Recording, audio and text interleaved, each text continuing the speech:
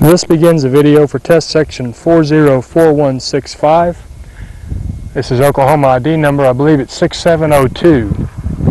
We are on US 60 again, however we are in the westbound lanes of it. Also in Major County, we are west of Cleo Springs, Oklahoma. This is selected for cell 2-115, and I believe this one is going to make the same switch as the other one did, but we have somewhat of a different pavement structure here. What we have is about 2 inches of the surfacing mix and about, on the average, 6 3/4 inches of the base mix, which in this case is a dense, graded, coarse asphalt concrete mix. What was called for on the plans was 1.5 inches of the surfacing and 8.5 inches of the base mix. So it changes cell for that reason.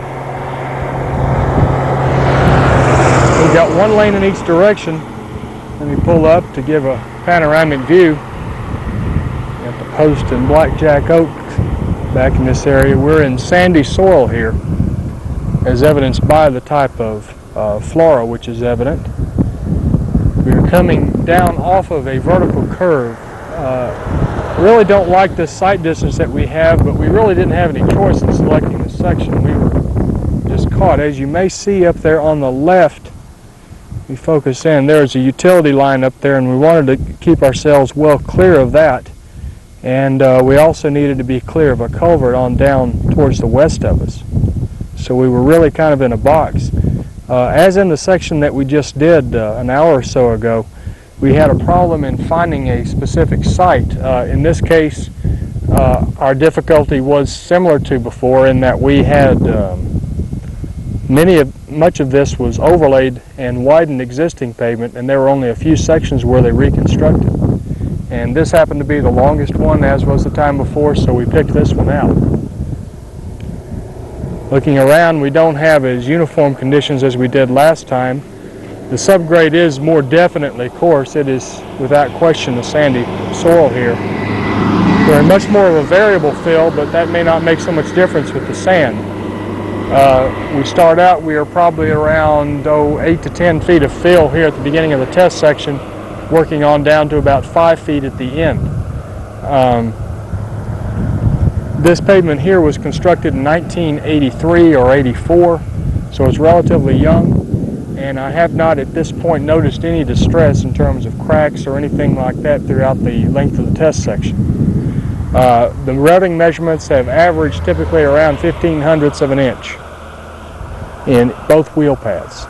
Get some of the material that was exposed, and there's no question about it. This is predominantly sand, and it's this way throughout the length of the test section. I haven't found anything to cause us to disagree with the classification of the subgrade on this project. In the foreground, you also see some exposed material. Although color can fool you, that is, without question, a highly siliceous sand. Again, this is selected for, this is originally for low asphalt thickness, high base thickness, low traffic, coarse subgrade, dry no freeze, bituminous bound base.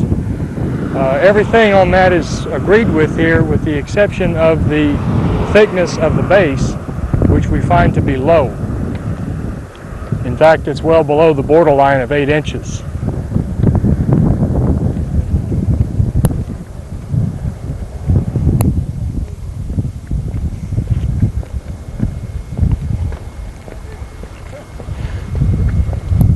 We took cores at both ends, and instead of showing a picture of both of them, I'll show a picture of the second one down towards the end of the test section. A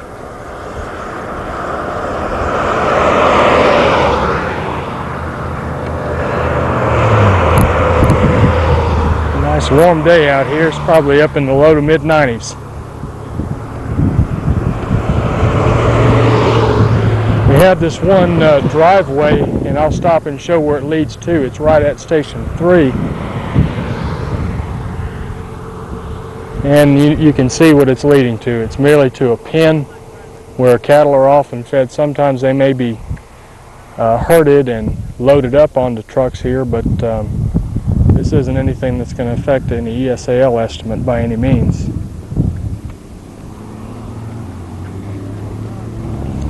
As I've already mentioned several times, there's no cracking or any distress of that type within the test section.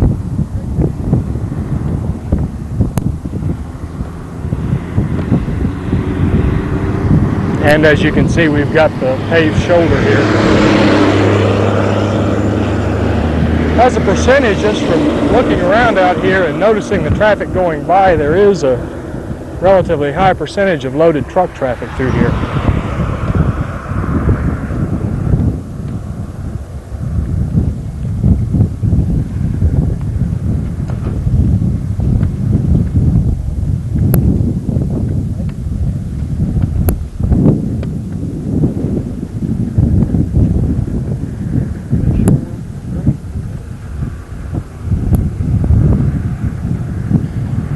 Now I'm at the end of the test section. The next thing I'll do is to show a picture of the core which we took just downstream of us. As you can see, this is quite different than the bituminous base we found on the previous test section, which in that case was a fine aggregate bituminous base, essentially a sand asphalt. This is a coarse, dense graded asphalt concrete base. It is required to meet the same requirements as the surfacing in terms of the mix design, the stability, air voids, etc. So this is just an HMAC dense coarse graded base. However, the thickness was somewhat shorter or shy of what was required on the plans, whereas the thickness of the surface course, instead of being 1.5 inches, was 2 inches or slightly more than that in both of the cores. We're off on the side on the slope just to show a panoramic view at the end of the test section. Our folks and our vehicles here. There's our mark for the end of the test section. Pasture land out here, cattle, and you can see the creek which feeds in through this box culvert that I'll show you in just a moment. This culvert, the end of it is around 240 feet beyond the end of the test section. You can see it right up ahead. Sweeping on around, more pasture land, and you can see that we're about in 5 to 6 feet of fill right in here, which is the shallowest that we have throughout the test section.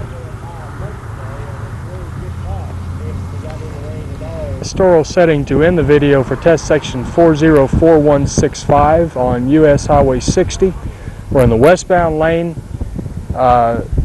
This is for GPS 2, bituminous base, dry no freeze environment, low thickness asphalt, low thickness base, coarse subgrade, low traffic.